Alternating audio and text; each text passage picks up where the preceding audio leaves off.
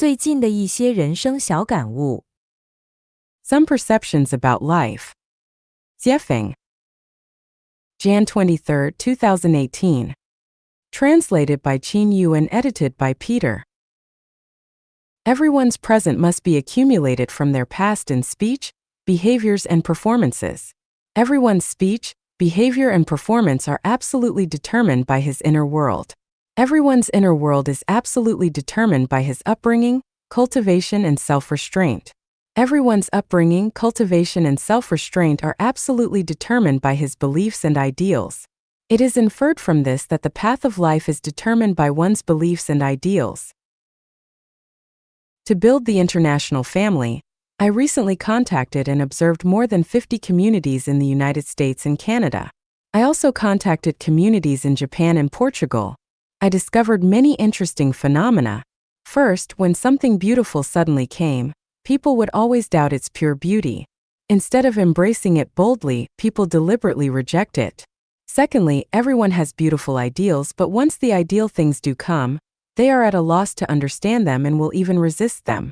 Finally, in order to unite the community, the outstanding must cater to and accommodate the mediocre. Once catered and accommodated to, it is tantamount to retrogression, and retrogression is painful. From this, we found that world harmony is not achieved by morality and ideals, not by preaching and guidance, but by the advancement of science and technology, by changes in lifestyle, and by the compulsion to survive. To follow the trend, I recently created my own Facebook account and discovered a new world. That is, I can establish connections with people all over the world while sitting in front of my computer. I have had friend relationships with people in dozens of countries, but I find that people are fonder of expressing themselves than paying attention to others. Not long ago, I got in touch with some classmates whom I had lost touch with over 30 years ago. Oh, I was so happy. I hurriedly shared my decades of experience and insights with everyone. The result was that there were very few responses. It was like throwing a stone in a lake that could not splash any water. It gave me the feeling that this generation, born in the 1950s and 1960s, has been swallowed up by the secular world. Except for enjoying their later life, actually waiting for death, this generation has no more enthusiasm and passion for life. They will not make any special contributions to the civilizational sublimation of this world. If they make any contribution, it is nothing more than sticking to tradition, restoring old ways, and attacking new ideas. I pay close attention to the natural changes in the world every day, and find that no place on the earth is absolutely safe. It is either severely cold or tormented by scorching heat, besieged by floods or scorched by drought, submerged by volcanic ash, or struck down by an earthquake. It either meets with a mudslide or encounters an infectious disease. It is either scorched by wildfires or plagued by wars. It is either blown down by a hurricane or engulfed by a typhoon. It is either shrouded in smog or ravaged by pollution, and it is perilous everywhere. Disasters will befall from time to time. I keep a constant eye on the changes in social ecology, and I found that none of the so many presidents and political elites around the world can come up with a path or plan for the development of human society that the people all over the world will agree with. From this, I feel that truly creative wisdom does not come from the brains of heads of state, but from the people. Civil society is the greatest hope for the rise of human civilization. Human beings have been living on the earth for 5,000 years, and the ideal production and life mode of humans has not yet been born on the earth. If there is an ideal life mode, it is the new oasis for life mode created by Life-Chanuan, that is, the Xiefeng-style communism model. Where do people live the happiest? I lived in Binka, the most remote area of Zimbabwe, for a period of time. I lived in the most primitive place on Santo Island in Vanuatu in the South Pacific for a period of time. I lived in the prosperous city of Shenzhen of China for a period of time, and lived in the highly developed city of Vancouver, Canada for a period of time. The conclusion is that happiness has little to do with the place where you live, but has much to do with the pressures of life. The greater the pressure of life, the less happy people will be, and the lower the pressure of life, the happier they will be. Yesterday I read the article of Tsonglong Shuhua called The 14 Dregs Left by History in China. Rebellion without money, corruption with money. I felt that it resonated with me very much. The 14 dregs are: 1. Regional awareness, anti-foreign sentiment. 2. Fighting among their own. 3. Obedience, shamelessly touting. 4. All talk and no action.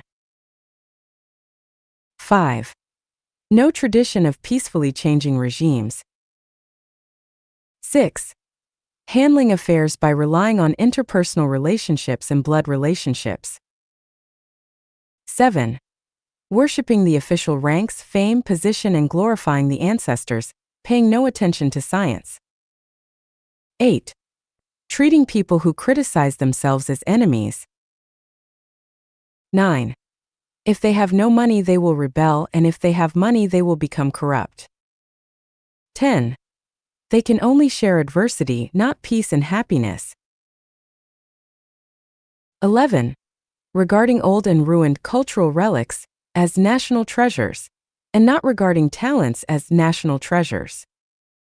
12. Strong retro-psychology. 13. Weak scientific thinking and strong sense of superstition.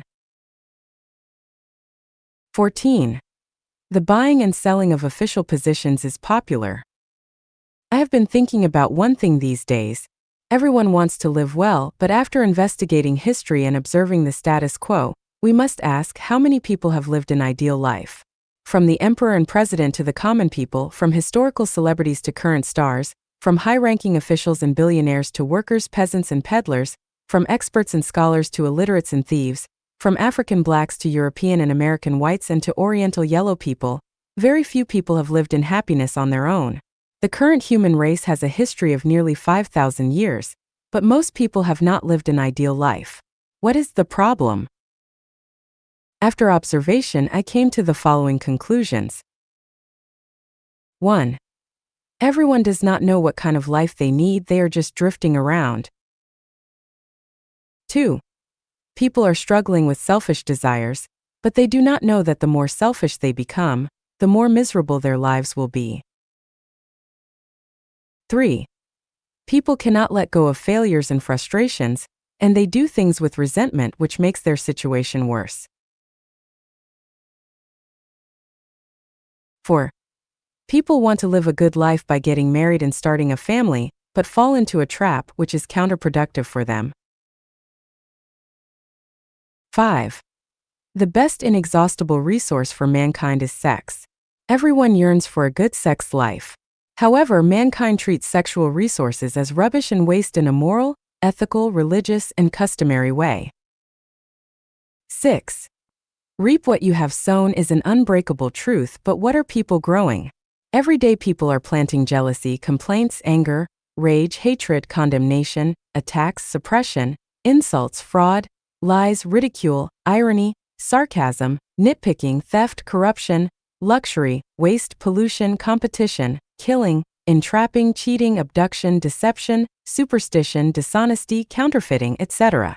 Can you have a good life by planting so many of these bad seeds? 7.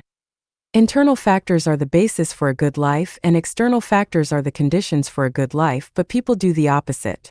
They do not work hard on their own roots, but are eager to achieve success in ever-changing conditions. Of course, they will never live a good life. 8. They are either too impulsive or with insufficient reason, or negative, passive, and lazy. How can they have a good life? There are two ways of living that are not worth promoting and imitating. One is the life of pigs, and the other is the life of the dead. The life of a pig is like this. Every day they enjoy themselves leisurely without worrying about eating or drinking. When they are happy, they will play in a mud puddle mixed with rain and excrement, roll around and hum a bit. If they do not want to play anymore, they will lie down on the ground and sleep and feel that they are the happiest in the world. The life of the dead is like this, living in a well-decorated room, not afraid of smog, not afraid of wind and rain, regardless of the changes in the world, regardless of human suffering, not worried about the broiling of the sun, not worried about the cold, no enthusiasm, no passion. Even if they see another's fine piece of writing, they do not give any praise or encouragement, they do not even give a like. They are just like the walking dead. They think that they have become immortal or like Buddha. In fact, they are just rotten and their attitude stinks.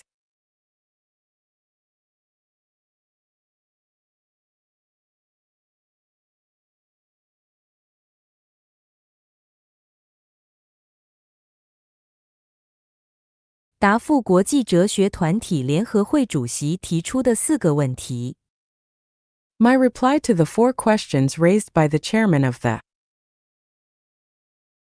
International Federation of Philosophical Societies. Xiefeng. August 16, 2018. Translated by Qin Yu and edited by Peter.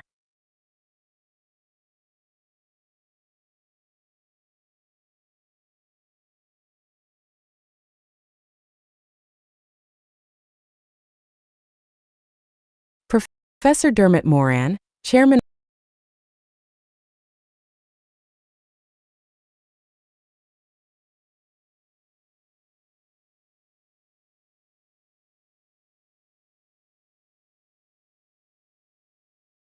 of the International Federation of Philosophical Societies, raised the following 4 questions at the opening ceremony of the 24th World Congress of Philosophy held in Beijing on August 13, 2018. Is the relationship between man and society one or many? What is the future of mankind? In the face of uncertain technological innovations such as AI, where are we heading to? Are we facing the problem with a critical eye, and are we seeking verification of this? Is learning to be human, for oneself or for others? My reply is as follows. The relationship between man and society is neither one nor many, but a combination. Look at the ant colony and the bee colony from a human perspective. The relationship between each ant and the colony is the relationship between the individual and the whole, the relationship between the cell and the body. If the whole disappears, the individual cannot survive. If the body perishes, the cells die.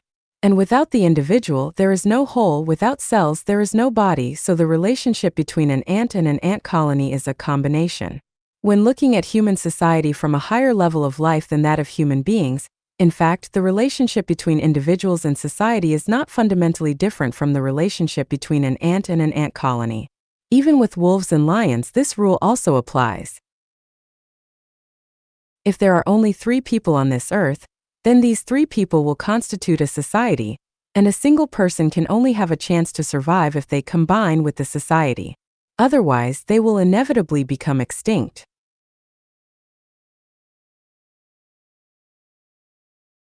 The future of mankind lies in the Xiefeng-style communist society. Otherwise, mankind is bound to perish. The path of American civilization will become narrower and narrower.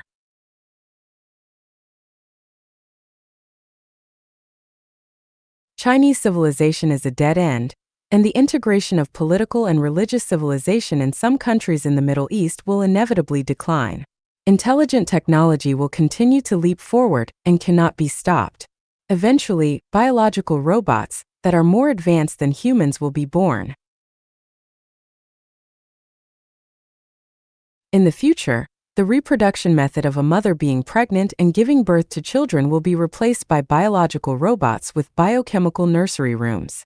As long as there is competition, human beings will be eliminated by biological robots. There is only one way to survive, and that is to produce and live in accordance with Xiefeng-style communism.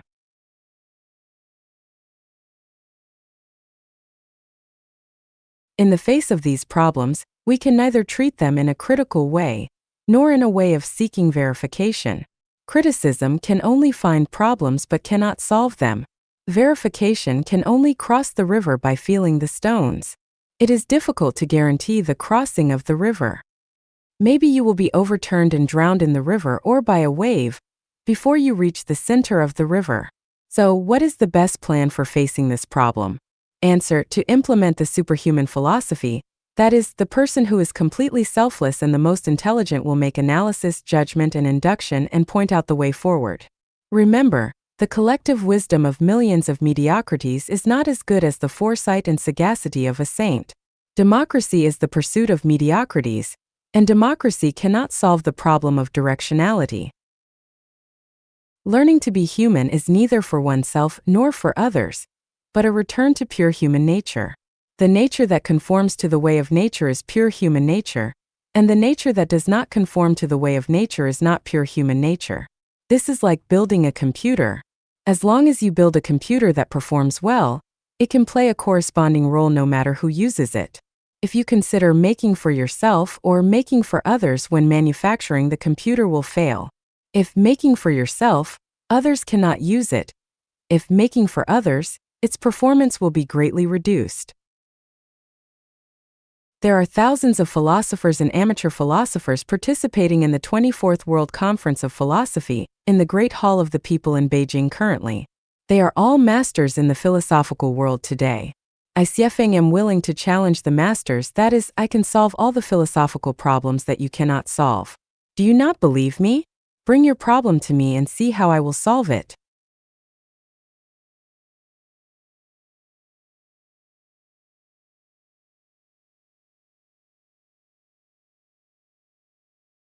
灵性思维的思考方式和做事风格。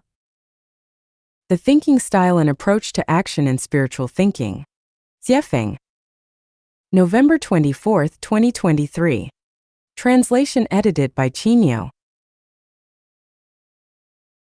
We are already aware of the ladder of thinking in life: material thinking, image thinking, associative thinking, elusive thinking, visualized thinking, taiji thinking, non-form thinking, and holographic thinking. So why do we introduce rational thinking and spiritual thinking?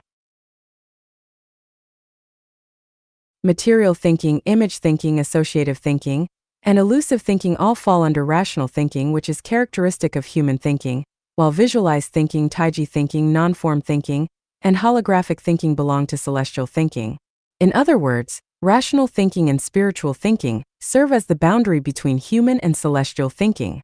If your thinking is rational, do not doubt it. You are undoubtedly human. If, however, you contemplate and handle everything from the perspectives of visualization, taiji, non-form, and holography, without a doubt, you have transcended the ordinary and become celestial.